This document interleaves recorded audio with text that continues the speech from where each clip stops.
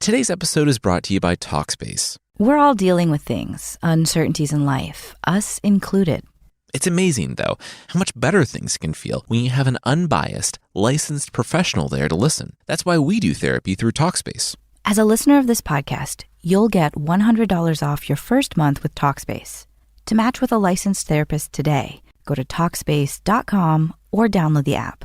Make sure to use the code MYTHS to get $100 off your first month and show your support for the show. That's MYTHS and Talkspace.com. As a quick disclaimer, there's a brief mention of sexual assault this week, and then further non-explicit weirdness. You'll know what I mean when you hear it. If you'd like more info, please check out mythpodcast.com or follow the link in the show notes. This week on Myths and Legends, we're back in Welsh folklore, and we'll learn how baking can start a war, newborns can swim like dolphins, and how stepping out of a slick bathtub onto the back of a waiting goat is dangerous. But not for the reason that you think. The creature this time is why you might have a headache after swimming, if you're lucky enough to still have a head.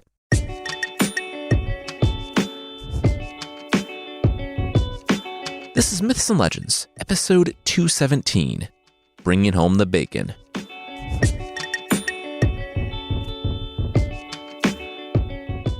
This is a podcast where I tell stories from mythology and folklore. Some are incredibly popular stories you might think you know, but with surprising origins. And others are stories that might be new to you, but are definitely worth a listen. Bringing Home the Bacon. We're back in the Mabinogion, a collection of stories from Welsh folklore.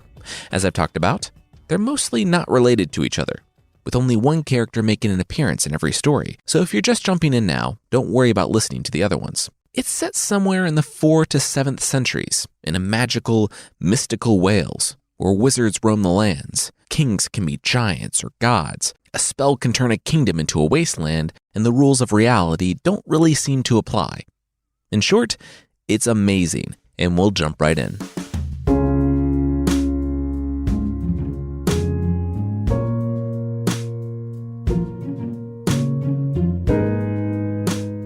Gilvaethwy bit his lip.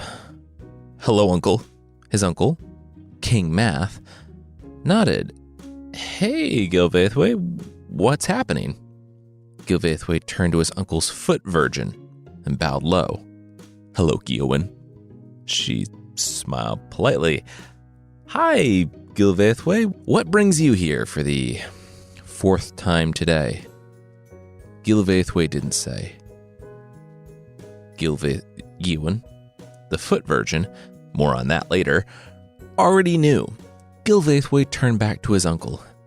Did he still need to have his feet on the lap of a virgin or else he would die? His uncle nodded. Yep, still had to have his feet in the lap of Giowen, renowned virgin, in times of peace. In war, he could give her a break and take his big medieval feet from her lap without dying. It wasn't fun for anyone involved. He had to sit down constantly. She had to sacrifice any personal life or love or ambition to always have his feet on her lap. It was difficult all around. Gilvaethwy sniffed. He understood. He understood more than his uncle knew. With that, he ran crying from the room. Math, the king, nodded. Cool. How normal. Back in Gilvaethwy's house, he was pounding on the wall, weeping and crying out. Why? His brother, Gwydion, who was in the room the whole time, looked over.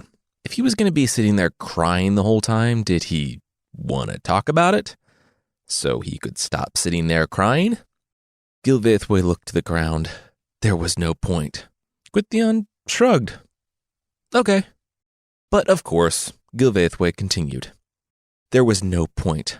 If he said anything, Uncle Math would know everything. Once whispering went on between two people, no matter how quiet. Once the wind caught hold of it, then Math would know about it. Gwydion closed his mildly anachronistic book and sighed. So, Gilvaethwy loved Giowen, the foot virgin, then. Gilvaethwy gasped. How did his brother know? Gwydion rolled his eyes and stood.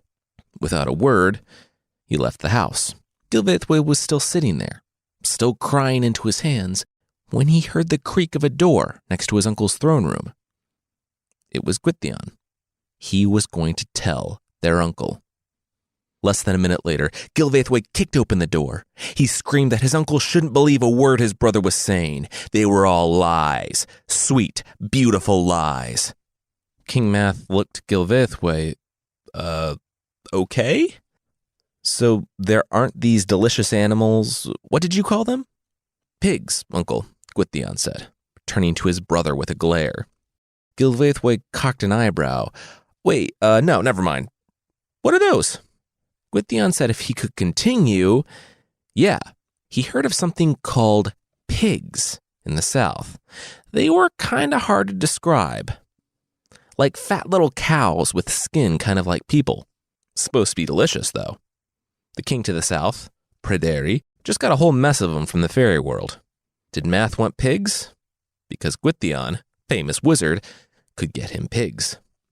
Uncle Math, the king, shrugged. Sure, he was up for eating some tiny fat human cows. But what if Pryderi refused to give them up? Gwythion smiled. Oh, he wouldn't refuse. Gwythion the wizard would bring a team of 11, and they were going as poets. Really? Poets? That doesn't seem like it would necessarily get the job done. Gwythion said that Uncle Math was the king, so he could interrupt Gwythion's epic transition to the next scene, but yeah, poets. Don't worry about it. They would be back with the pigs, no matter what. I don't know. I'm kind of liking tiny fat human cows better, Math said, and repositioned his feet on Gilwen's lap. Gwythion sighed. Okay, they will be back with the tiny fat human cows, no matter what.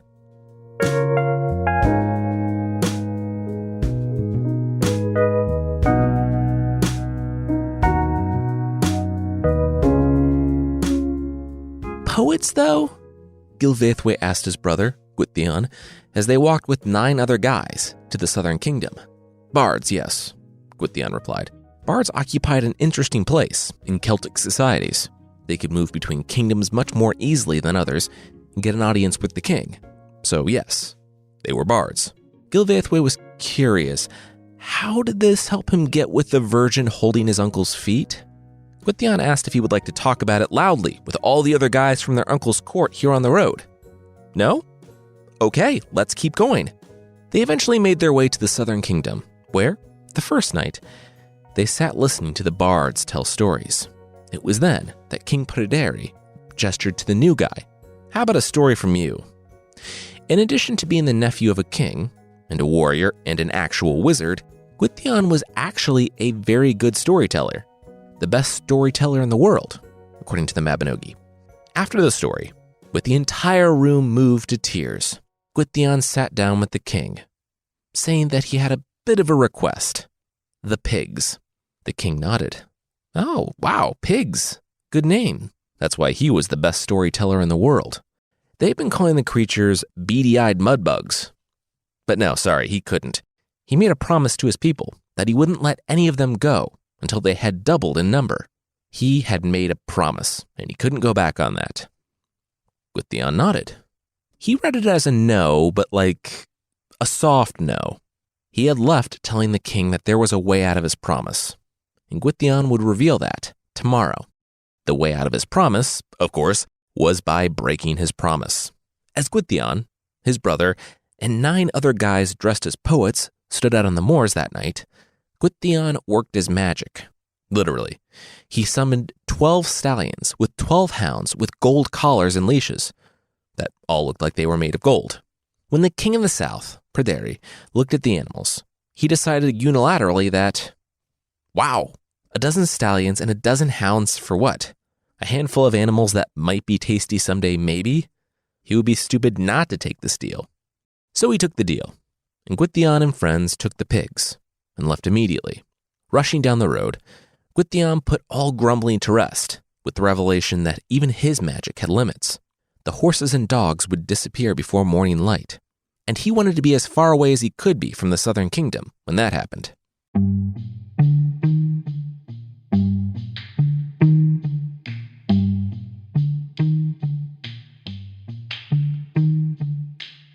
So we have some good news, and we have great news, Gwythion said to his uncle, King Math, when they arrived back home.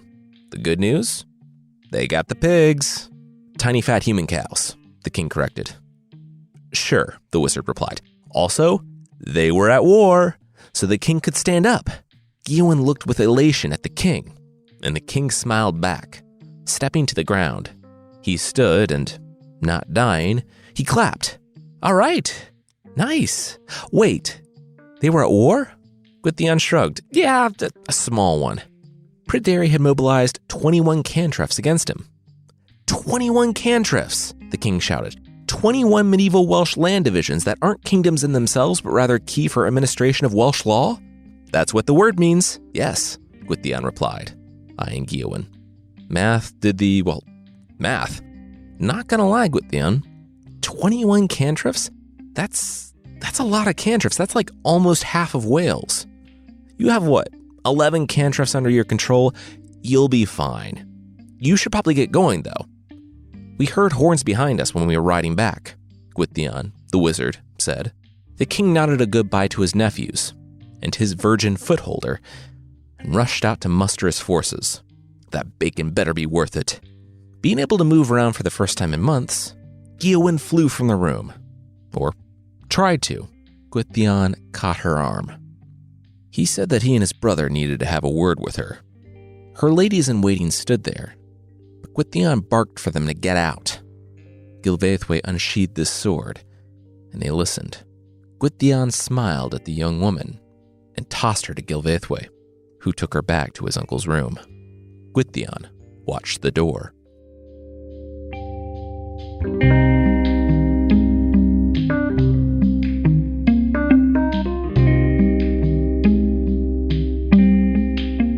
The news of the assault was drowned out by the war that had been started so that the assault could take place. Pryderi, the king in the south, who had survived a war in Ireland and years of his own kingdom being a wasteland, was losing. He wouldn't give up, though. And, as the wronged party, he would fight to the last man. Still, there had to be a better way. Then, he thought of something. Single combat. Him, the king, against whatever champion the Kingdom of the North chose. If he won, he would get his beady-eyed mudbugs back. If they won, they could keep them. A man in the North rose in response. Gwythion, the wizard who facilitated the assault and who started the war, he said as much, that he started this. So it would be shameful if another man fought on his behalf. Pryderi looked on the wizard, sneered, and agreed. This would be quick. He was right, but not for the reason that he thought. When he struck against Gwythion, he found that his spear couldn't pierce the man's cloth. The shock gave the wizard the opening that he needed. And the men of the south watched in horror as the spear exploded out the king's back. Pryderi died, and the 21 cantriffs that followed him surrendered on the spot. They were at peace. So, of course, King Math collapsed. He was rushed home, back to Guyuen, who only shook her head. He needed another now. The king asked how this could be, and she flat out told him. She was raped by the king's nephew, Gilvaethwy. She hadn't been particularly quiet about it either, and literally everyone knew. Not everyone, the king said with a growl. For a medieval legend, I'm pretty proud of King Math for doing the right thing.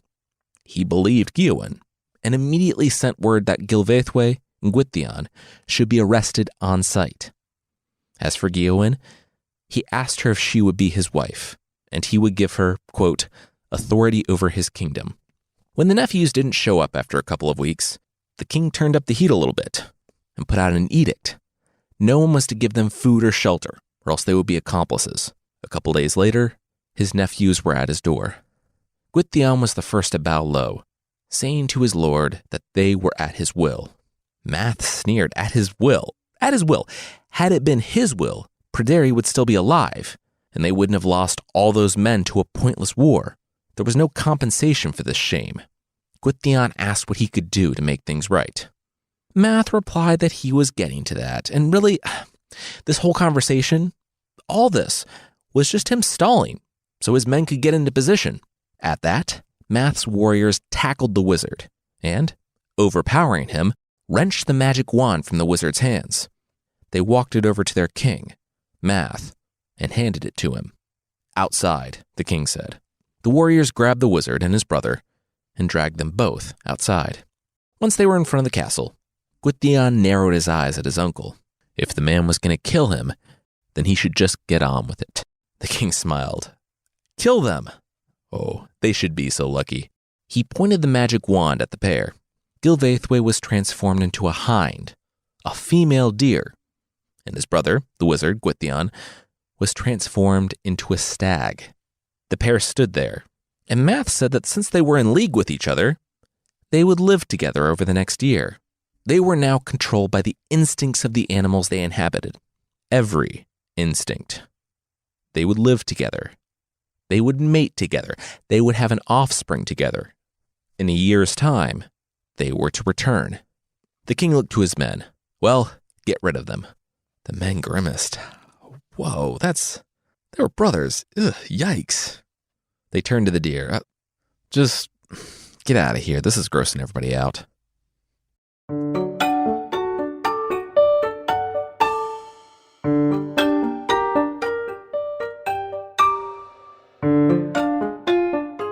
We'll catch up with this very uncomfortable scene, but that will be right after this.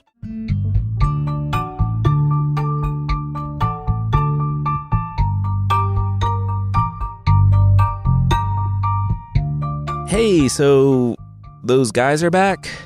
The king heard a year from that day. Math said that the man should be more specific. Those two guys you turned into deer for starting that war and assaulting your now wife. Look, you're the king and all. So, carte blanche, do whatever you want. But that's pretty dark, even if they absolutely deserved it. We're kind of glad it's over, the warrior said. And then paused. It's not over, is it? The king rose to see not 2 deer, but 3. The extremely unhappy couple had a child. The king pointed the wand at the trio, and magic shot from it.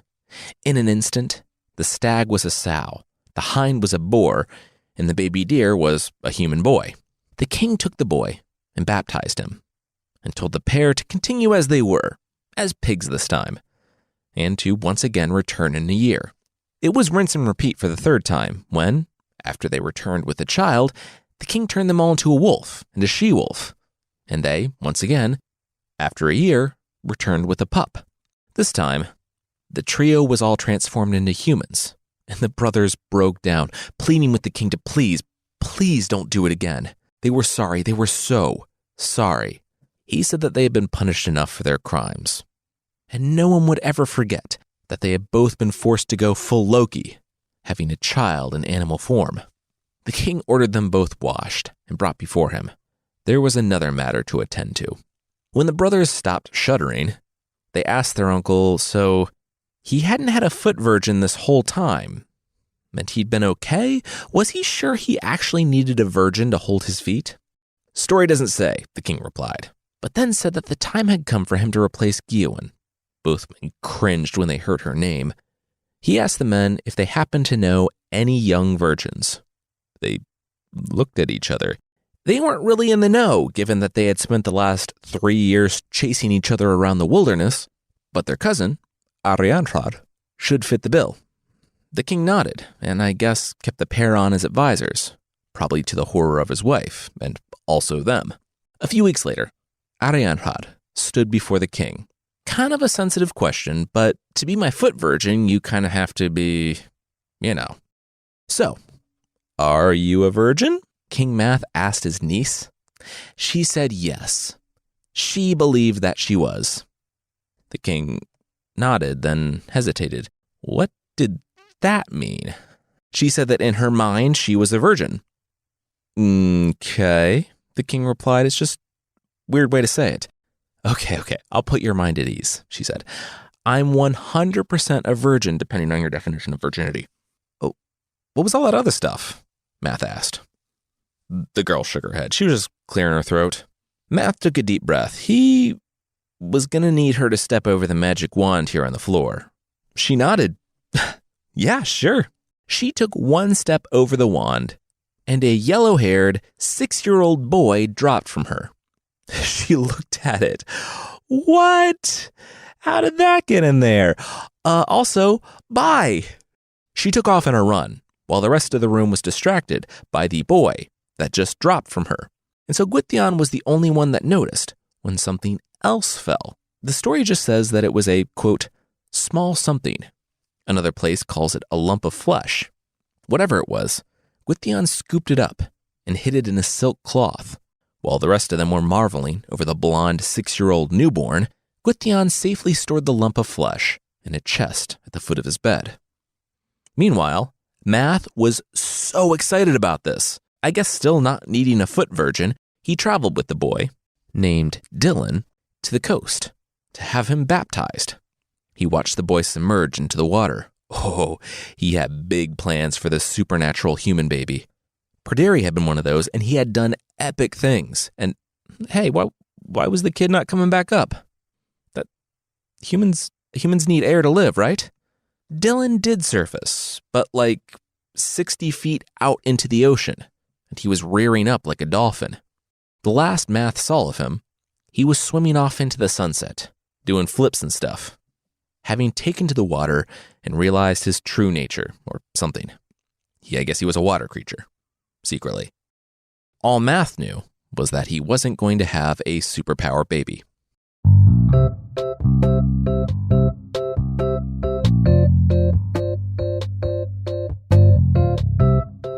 Gwythion the wizard awoke to crying.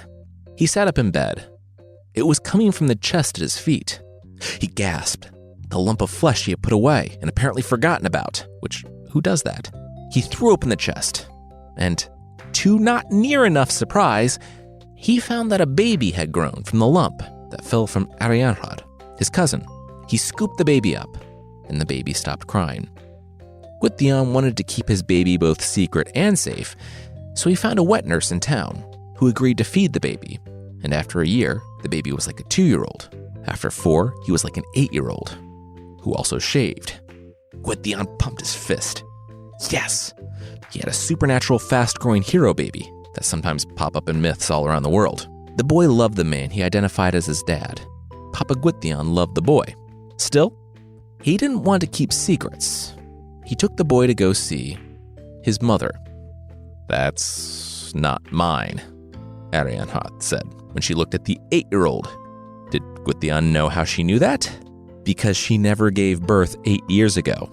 The wizard said that she did, however, drop a lump of flesh when she ran out of King Math's throne room. Did she remember that? The woman sneered. That day had been her undoing. She asked what the boy's name was. Gwythion replied that he didn't have one. He wanted the boy's mother to name him. Arianrhod scoffed. Well, the boy would have no name, because he wouldn't get a name unless he received it from her. Gwythion blinked. And she wasn't giving him one. Oh, no, I got it. Is that all? Gwythion asked, and the woman nodded. Gwythion and his adopted son left that minute.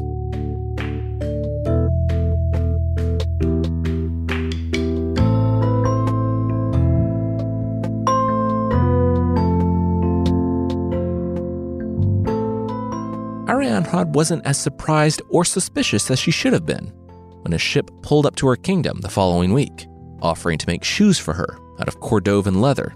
I don't know why, but this is the second time the fallback career of a major character in the Mabinogion has been luxury shoemaking. Still, it worked. After a servant of Arianrhod came out to inspect it, she put in an order for several shoes, sending it along with a measurement of her feet.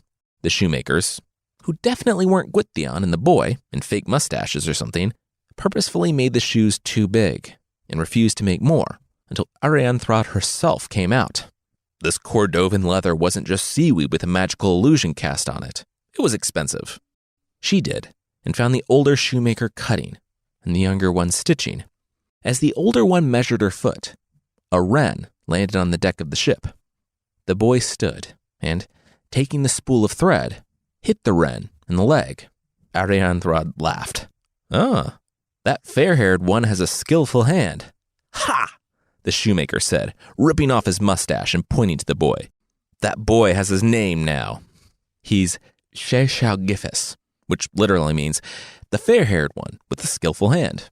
With a flick of his wand, the ship disappeared, and they were all standing in the water. Well, not Arianrhod, who was sitting half submerged with her foot wrapped in seaweed.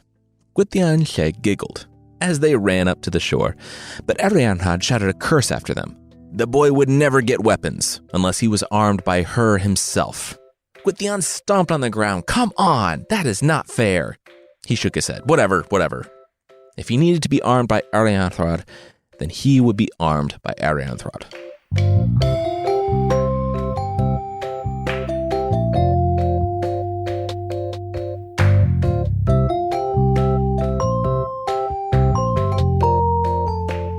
Arianrhod sat up in bed. They were under attack. The trumpet sounded in the early morning. She met the two poets in the hallway, the bards that could travel between kingdoms, and weren't just Gwydion and Lle wearing goatees this time. They said it was bad, real bad. There was like an army and stuff outside. They had weapons and horses and banners and swords. Oh, a ton of swords. Like, think of a number of swords you think is a lot of swords and add like 30 swords. It's a lot. It's scary. His assessment was that they should lock up and defend and, hope not to die. Arianrhod said she agreed. There was plenty of food and weapons in this fortress. They could outlast anything while they figured out how to get a message to their allies. The older bard said, awesome. He would arm himself and make sure everyone was inside if she would arm this young man. Like, really just go nuts, just pile it on, armed to the teeth, and then maybe to the eyes, too. She nodded. For the safety of her people, absolutely. After she finished arming the man, she saw the older bard just standing there. What, did he finish locking up? Why was he just standing there snickering? Oh, come on. The two men burst out laughing and high-fived. Got the weapons. Boom. She stomped on the stone floor. Seriously. Well, he wanted to marry someday, right? Well, he would never have a wife from the human race that now inhabits the earth. Ha! That one didn't even involve her. Gwydion said that didn't matter. He was a wizard. Thanks for the weapons. And it didn't matter, apparently, because, being a wizard, he could make his foster son a wife.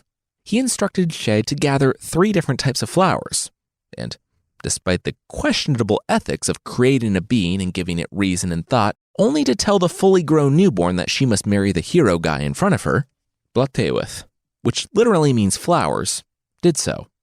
And the couple was reportedly happy. It was at this time that Gwydion informed Math of the existence of his nephew, and that the kid was one of those magical hero kids who aged super fast. Math was so excited that he just gave Lle Cantref, an area of land, and Gwydion conjured a castle that looked out on the sea. The people, their king, and Blotewith were reportedly happy, until Granu came to town. He was the lord of the next Cantref over, and he was out hunting when he accidentally stayed out too late. Night drawing near, he knocked on the gates of Lle and Blotewith's castle. It only being proper to invite him in, Blotewith did just that. I say Blotewith because Lle was out on a business trip, visiting his uncle, Math. Granu, the neighboring chieftain, came in, took off his riding clothes and helmet, did one of those slow-motion head shakes where his hair went everywhere, and he made eye contact with Blotewith. And that was it. The story says there was no part of her that was not filled with love for him. He felt the same way. She dismissed her ladies. He picked her up and carried her to the bedroom.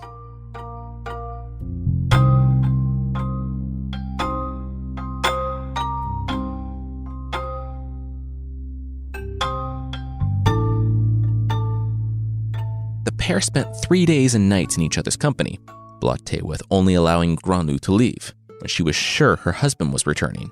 As the pair sat together one last time, with Blotewith reclining on Granu, he asked her, how could she, put it delicately, murder her husband? That didn't give her pause at all.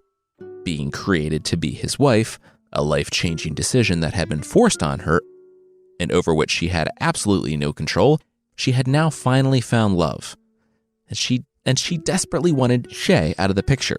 But he was one of those hero types who couldn't be killed by a simple, convenient stabbing. She told Granu to stay true to her. She would find out and let him know. Together, they would kill She, and Granu would be able to take his place as chieftain and king. He kissed her goodbye mere hours before She returned. That night, at dinner, She looked at his wife. Why was she so down? She said that he had been gone too long. It made her afraid. What if he died? He laughed. He was one of those hero types.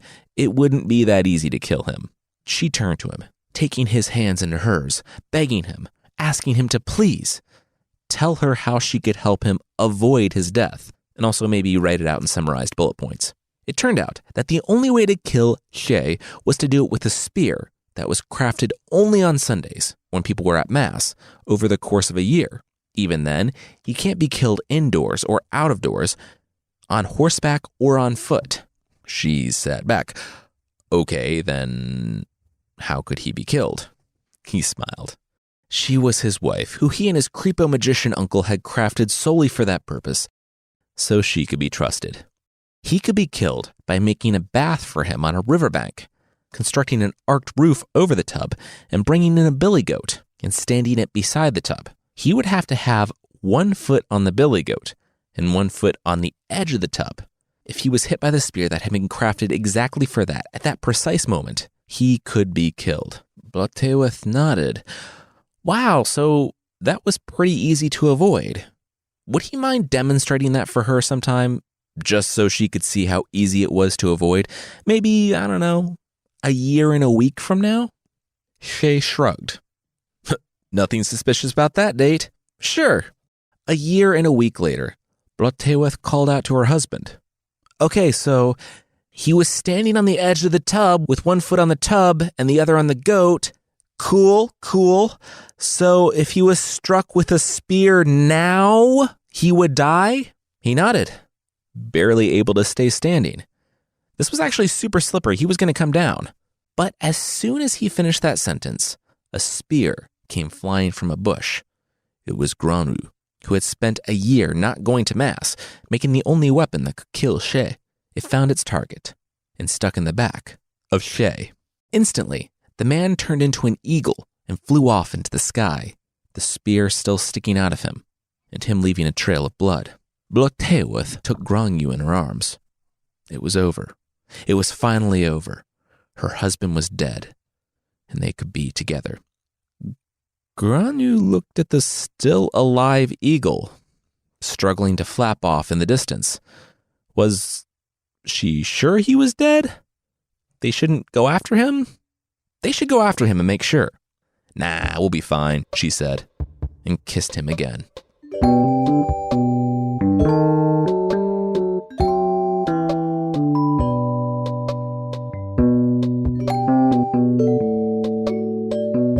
Yeah, you really should have gone after me to make sure, She said to the surprised couple when he walked in on them 1 year later. Turned out the magician's nephew was missed, and Gwythion, having learned of the young man's disappearance, went hunting for him. Remember, Gwythion was kind of like his uncle that raised him, the magician. He started with the trail of blood and followed it all the way to a pig farm. When one of the sows was released in the morning, she made a beeline for a tree that dropped fun snacks of rotting flesh and maggots. When Gwythion inspected the tree, he found the dying eagle, who, whenever he shook himself, shook off said rotting flesh and worms. Gwythion helped his young nephew down, healed him, and together they confronted Blotewith and Granu. Blotewith's punishment for her role in the attempt was to be turned forever into an owl, hated by all birds, and forced to never show her face in the light of day again. Granu bravely groveled at She's feet, asking if he wanted his land back, or gold or silver for this insult. Or to kill him, which Granu guessed was a third option. Who wanted to go for that, though? Turned out, She wanted to go for that, but he wanted to be specific about it.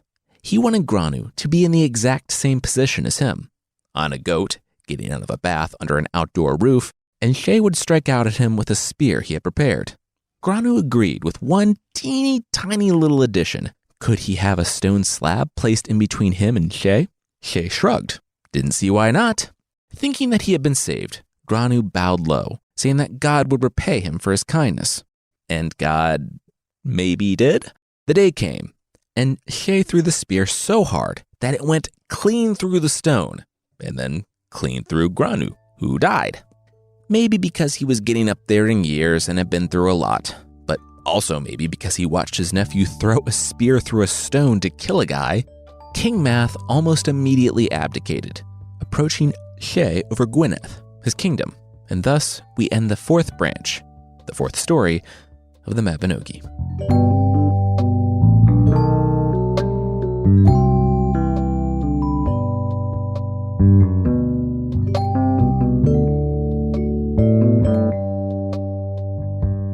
That finishes up the four main branches.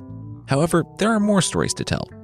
That will be for a later date, because next week, we're telling the story of Tam Lin from Scotland and another from Africa, where we'll learn that, as always, you want to have your affairs in order in the event that one of your children is pure evil. If you'd like to support the show, for less than the price of dirt cologne that smells like dirt, you can get extra episodes and ad-free versions of the show that aren't the equivalent of going to roll around in the yard. Check out support.mythpodcast.com for more info on the membership.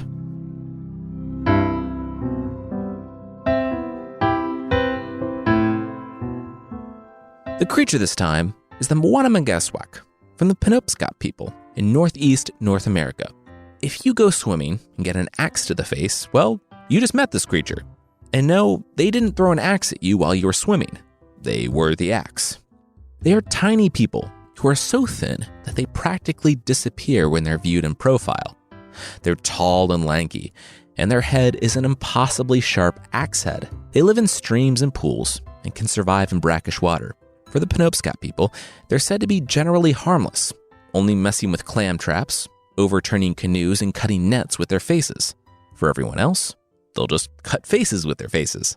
It's said that when a clump of dirt resembles a person or an animal on the riverbank, that's this creature, making its presence known by leaving you a fun sculpture. It's also said to be a good luck charm, probably because you won't go for a swim and end up with a face to the head.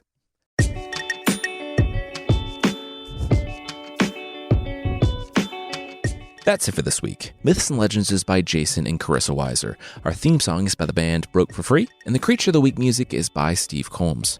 There are links to even more music in the show notes. Thank you so much for listening, and we'll see you next time.